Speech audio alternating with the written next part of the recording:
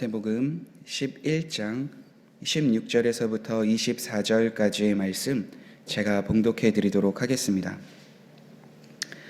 이 세대를 무엇으로 비유할까? 비유하건대 아이들이 장터에 앉아 제 동물을 불러 이르되 우리가 너희를 향하여 피리를 불어도 너희가 춤추지 않고 우리가 슬피 울어도 너희가 가슴을 치지 아니하였다 함과 같도다.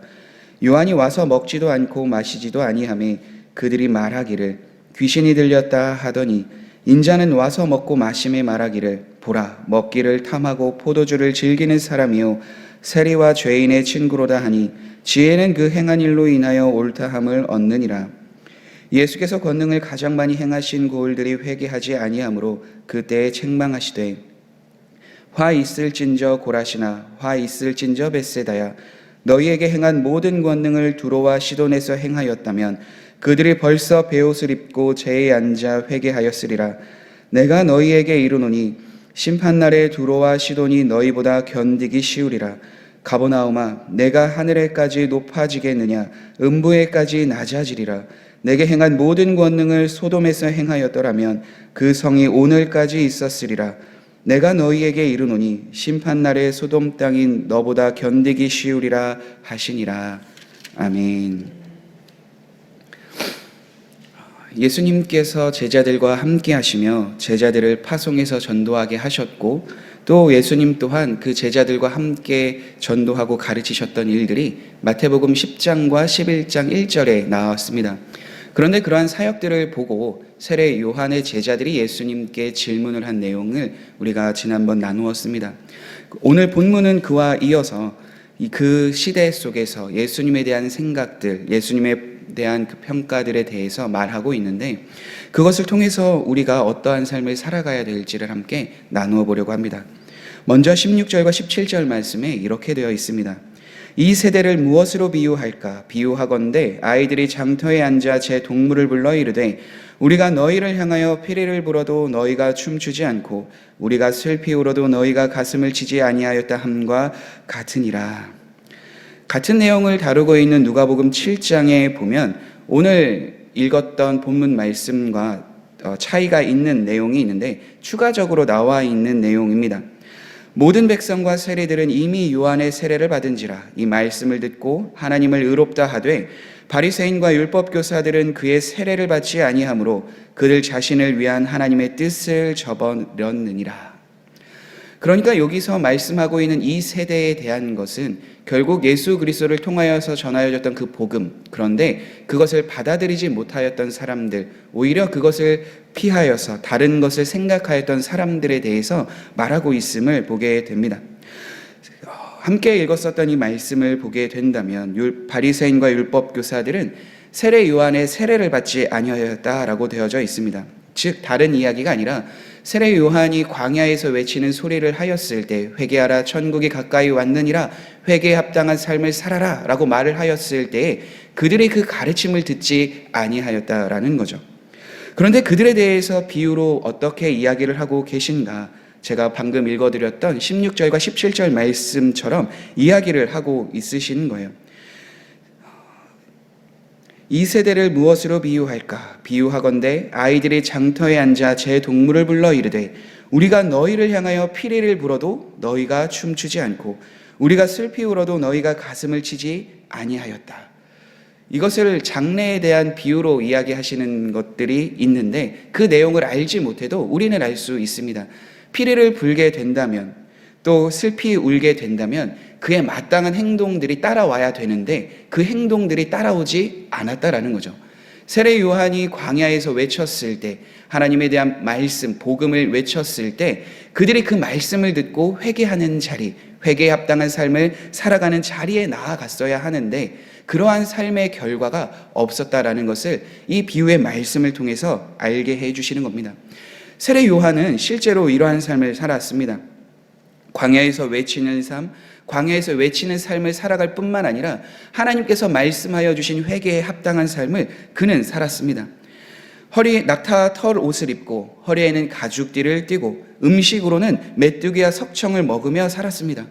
마태복음 9장에서 나누었던 것처럼 세례 요한의 제자들이 예수님께 나와 왜 당신의 제자들은 금식하지 않습니까? 라고 말하였던 것처럼 세례 요한의 제자들뿐만 아니라 세례 요한도 금식을 하였기에 그 금식에 대한 내용들을 이야기한 것을 우리는 볼 수 있습니다.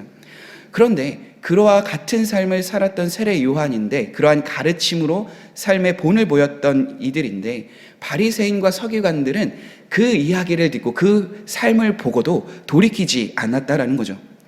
성경은 이야기합니다. 바리새인과 서기관들도 율법에 준하는 삶을 살았습니다. 남들이 보기엔 금식도 하고 남들이 보기엔 구제도 하고 남들이 보기엔 선한 일을 행하였던 것이 바로 바리새인과 서기관들입니다. 그런데 그들에 대한 예수님의 평가는 그들이 외식하는 자다라고 말하는 거죠. 겉으로는 있는데 속으로는 다른 마음을 품고 하나님에 대한 말씀을 온전히 행하지 못하였다는 것을 보게 됩니다. 세례 요한이 말하였던 것을 보게 된다면 회개에 합당한 그 삶, 그 열매가 없었다라는 거죠. 그러한 세례 요한의 가르침을 받아들이지 않았다면 반면에 예수님께서 행하셨던, 말씀하셨던 것을 들어야 하는 것이 바리새인과 서기관들일 거예요. 왜냐하면 그와 반대로 실제로 행하였던 분이 바로 예수님이시기 때문입니다. 18절과 19절의 말씀이 그것을 증언합니다. 요한이 와서 먹지도 않고 마시지도 아니하며 그들이 말하기를 귀신이 들렸다 하더니 인자는 와서 먹고 마심에 말하기를 보라 먹기를 탐하고 포도주를 즐기는 사람이요 세리와 죄인들의 친구다 하니 지혜는 그 행한 일로 인하여 옳다함을 얻느니라. 세례 요한의 가르침을 받지 않았다면 인자는 반대로 와서 먹고 마시고 또한 죄인들과 함께하는 그 모습들을 행하였기 때문에 그렇다면 예수님께서 하신 말씀과 예수님께서 행하신 것으로 인하여 바리새인과 서기관들, 그 율법 교사들은 주님을 따르고 믿었어야 합니다. 그런데 세례 요한과 다르게 보여주었던 그 모습 속에서도 그들은 오히려 예수님을 비판하고 예수님을 비난하는 것을 우리는 보게 됩니다. 그러니까 그들에게는 세례 요한의 가르침도 별로고 예수님의 가르침도 별로라는 거예요. 즉 하나님의 말씀대로 살아가려고 하기보다는 자신들이 어떻게 하면 드러내길 원할까, 어떻게 하면 보여지기를 원할까라는 그 생각과 그 마음이 그들 안에 있었다라는 거죠. 그래서 세례 요한의 가르침도 예수님의 가르침도 둘 다 아니라 이야기하며 자신들이 옳다라고 이야기를 하고 있는 겁니다. 그런 그들에게 예수님은 어떠한 말을 하고 계신가? 우리가 어제도 읽었었던 것처럼 귀 있는 자는 들을지어다 라고 말씀하시며 그 이후의 비유에 대해서 말씀하시는 것을 우리는 압니다. 그러니까 그들이 귀가 있다면 이 하나님의 말씀을 듣고 변화되고 인도함을 받아야 되는데 그 감각이, 그 영적인 모습들이 무감각해졌다라는 거죠. 이러한 말씀을 통해서 우리도 돌아봐야 합니다. 우리는 어떻습니까? 우리는 그 주의 복음의 말씀을 듣고 주님과 함께하기를 원하며 살아가기로 결단했지만 우리가 그러한 삶을 살아가지 못하는 모습은 우리에게 보여지지 않습니까? 만약에 그렇다면 우리는 절망하거나 낙심할 필요는 없습니다. 왜냐하면 우리는 하나님의 말씀을 듣고 변화될 수 있는 길에 서 있기 때문입니다. 마음을 완악하게 하지 않고 완고하게 하지 않고 하나님의 말씀을 듣고 변화받고자 한다면 우리는 능히 변화받을 수 있습니다. 그런데 그 삶을 무시하고 나는 나 마음대로 살겠다, 나는 내 자신대로 살겠다, 말씀과 무관하게 살겠다라고 한다면 그 이후에 있는 것은 심판뿐입니다. 그 말씀을 20절 이후에서부터 예수님께서는 말씀해 주십니다. 예수께서 권능을 가장 많이 행하신 고을들이 회개하지 아니하므로 그때에 책망하시되, 그리고 24절에 이렇게 말씀합니다. 내가 너희에게 이르노니 심판날에 소돔 땅이 너보다 견디기 쉬우리라 하시니라. 소돔 땅이 어떠한 곳입니까? 그들의 죄로 인하여서 유황불이 떨어져서 멸망하였던 도시입니다. 그런데 그러한 소돔 성조차 예수님께서 행하신 권능들을 보았다면 그들이 돌이켜서 지금까지 예수님이 있은 그때까지 머물고 있었을 것이다 라고 예수님께서는 말씀해 주십니다. 그러니까 여기서 우리가 생각해 볼 수 있는 것은 회개하고 돌이킨다면, 회개에 합당한 삶을 살아가게 된다면 그 죄악이 가득하였던 소돔 땅도 하나님께서 긍휼히 여겨주시고 그때까지 복음이 믿는 것이 있었다면 그때까지, 예수님이 계셨던 그때까지 있을 수 있다 말씀하시지만, 그러나 돌이키지 않는다면, 회개에 합당한 열매가 없다면 그 소돔 땅이 없어진 것과 같이 너희들도 그렇게 될 수 있다 말씀해 주고 있는 겁니다. 그래서 우리가 하나님을 믿을 때에 경외함으로 믿어야 한다라고 말하고 있습니다.